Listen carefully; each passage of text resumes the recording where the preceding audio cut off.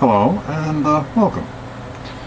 The subject of this presentation is actually the occasional conundrums that are brought out usually by academics, either teaching philosophy or psychology.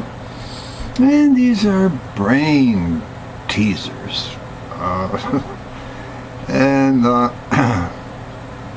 I don't know what the purpose of them might be, except maybe to continue the dumbing down of America. And just as an example, I'm sure you've heard the one that goes like this. If a tree falls in the woods and there's no one around to hear it, does the tree make a sound? Well, yes it does, actually, unless you are stupid enough to believe that the manufacture of a sound, the creation of a sound, merely depends on someone being around to hear it. So anyway, this is, if you think about it, a sound is an energetic expression. Now, if you hold a book out, say 4 feet above a solid floor like hardwood or a linoleum, and you let go of it, well, it has 4 times the weight of the book as a potential energy. And when you drop the book, well, then it starts using the energy as it falls to the floor. And when it gets there, it stops suddenly, and that energy has to go somewhere. So there might be a few ergs of heat, and the book might even bounce once or twice, recoil. But most of the energy will be expelled in the form of sound. So much for that. It's just the same as saying, well, when the sun comes out, I put on my sunglasses.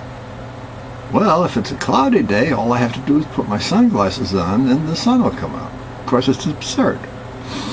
But the one I want to call attention to now is a little bit more elaborate, but it's just as stupid. And it's the railroad dilemma. Now, I don't know if you've heard this one yet, but here's how it goes.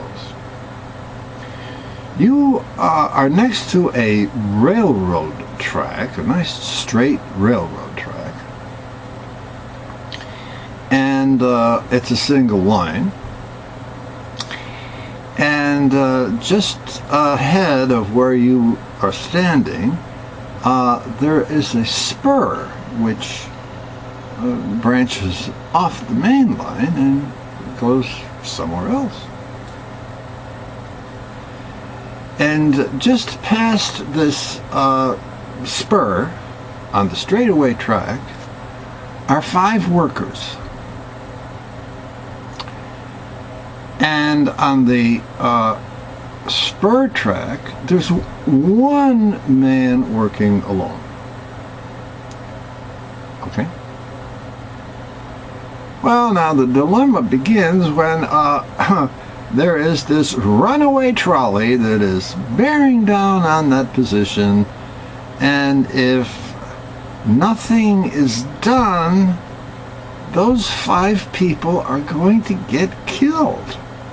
But there's a lever that you can pull, and it will direct the trolley onto the spur track, and only 1 worker will get killed instead of the 5.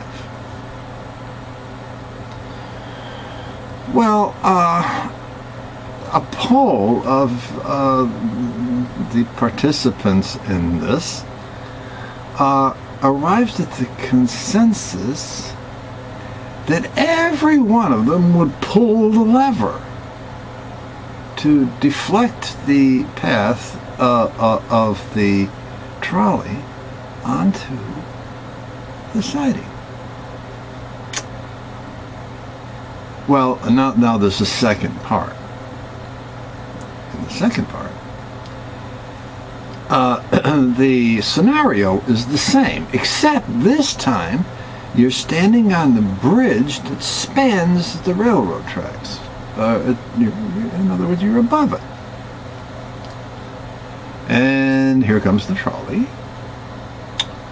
But there's a heavy-set man on the bridge with you, leaning over the rail. And the question is, would you push the man off the bridge onto the tracks if it would halt the trolley? Or that part is not too clear. But somehow this is supposed to stop the trolley or affect the outcome. And now a poll of the same people this time said, oh no, they would not push the man off the bridge. And now the people are puzzling over, why is that? Why would they automatically, unanimously almost, agree to interrupt the process in the first instance, yet do nothing in the second? Well, this is another insult to normal intelligence. And here's the solution. From the way the problem is presented, one glaring feature of it is the lack of volition, that is, independent action, because of the inevitability of the catastrophe. The inevitability says somebody's going to die. So by pulling the lever and sacrificing the one to save the five, everyone would understand that that's the right thing to do. But the ugly part is that by pulling the lever or not, that I would be determining who dies, as if I'm the killer. And that's the difference, you see.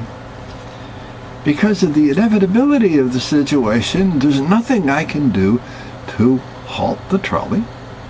So all I can do is make a choice.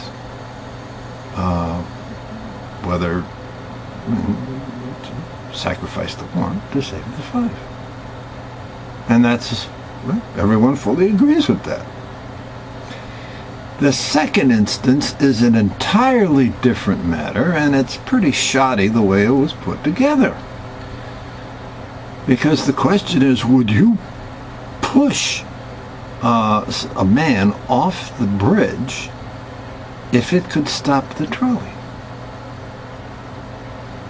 How would it do that? Imagine the trolley probably weighs about 10 tons, and even if the guy weighs 300 pounds, a trolley coming along at about 60 miles an hour is not even going to slow down if it hits this sucker. So there's no rational, no clear connection between dropping the man off the bridge and stopping the trolley. Well, now, the inevitability of the situation remains that somebody's going to die. And it'll either be the 5 men on the straightaway track, the lone worker on the spur track, or the man on the bridge. And that's why I would not take any action, because I would commit murder and it wouldn't affect the outcome at all.